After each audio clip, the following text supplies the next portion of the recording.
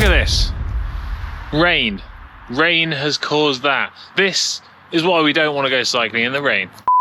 I love cycling, but I hate riding in the rain, and just the mere sight of a rain cloud in the sky sends shivers down my spine.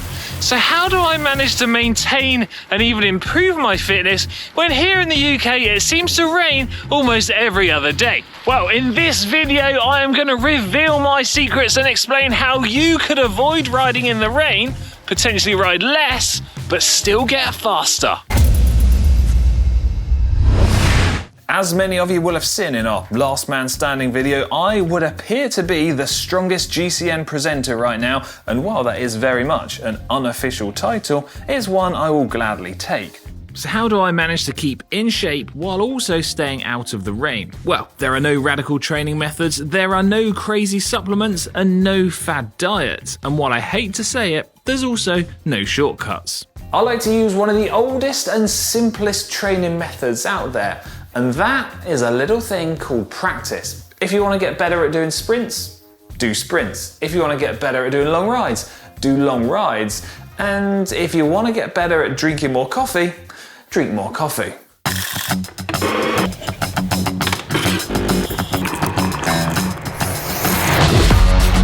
So, what do I actually do then? Well, I ride outside as much as I can. I often do the 30 kilometers commute from home to GCN Megabase. I try to ride for one group ride at the weekends, if it's dry, and then I spend an unhealthy amount of time studying various weather apps before deciding just how much time I'm going to have to spend indoors riding the indoor trainer, primarily on Zwift, although let's be clear, there's lots of different platforms to choose from.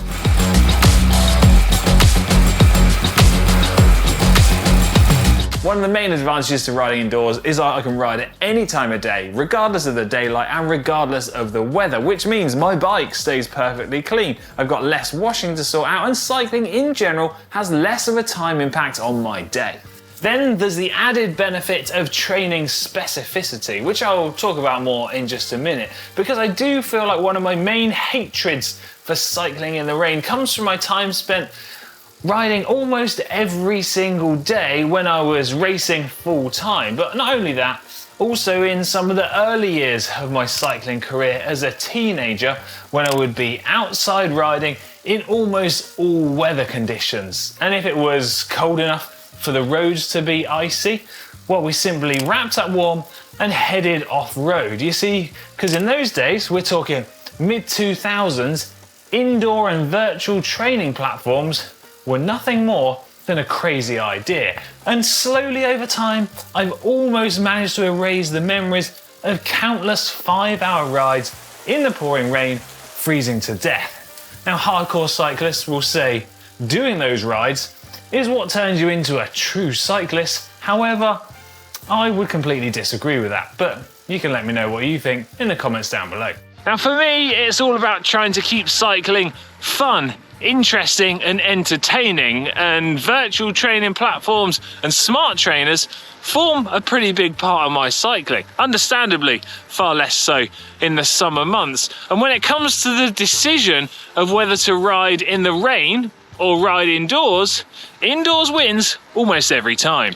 So, training specificity. This is actually pretty easy. So by riding indoors, you can get even the most complex and specific efforts done. And you've got a vast array of different workouts and races to choose from. This helps to keep everything different, but crucially exciting. And I find this particularly helpful to help me push my body to the limit and monitor my progress. When I am riding on Zwift and doing a workout, I am prepared to push myself to the absolute limit. So much so that if my wife Chloe is Zwifting next to me, she has to tell me to take it easy and tries to politely remind me that I actually retired from pro racing over 5 years ago. My response is, once a racer, always a racer. And whilst I'm prepared to push myself to the absolute limit, you don't have to ride to complete exhaustion in order to stay fit and make some progress. But I am a firm believer in the fact that if you want to make maximal progress in minimal time, you are going to have to be prepared to push yourself to the limit.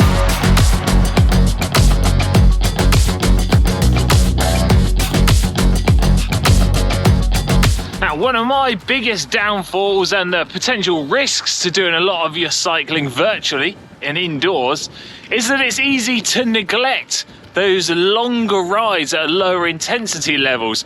This is often because I find myself doing races or short, fast group rides. But if you spend some time planning ahead, it's actually pretty easy to overcome that.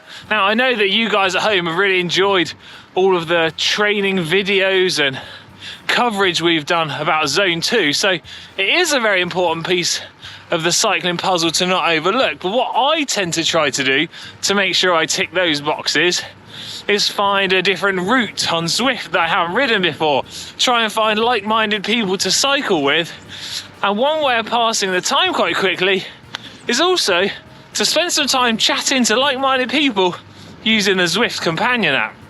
You know, much like what you would do if you're out in the real world on a bike ride with real people. One of the other added benefits to riding indoors means you can often ride early. And even if I want to get a long ride done on Zwift, I can often have that done and finished well before 9 or 10 a.m. in the morning, meaning I got the rest of the day to go do actual normal day-to-day life stuff. Fantastic. As I get older and hopefully more sensible, I've really tried to embrace not forcing myself to ride a bike if I really don't want to. And I do feel that mental strength and happiness is of a greater importance than your physical strength. Now, I'm sure somebody will comment down below saying that I'm wrong, but I do suspect that for many people, myself included, being happier on the bike does lead to you riding faster compared to hating cycling, just happening to have an FTP, which is 10 watts higher.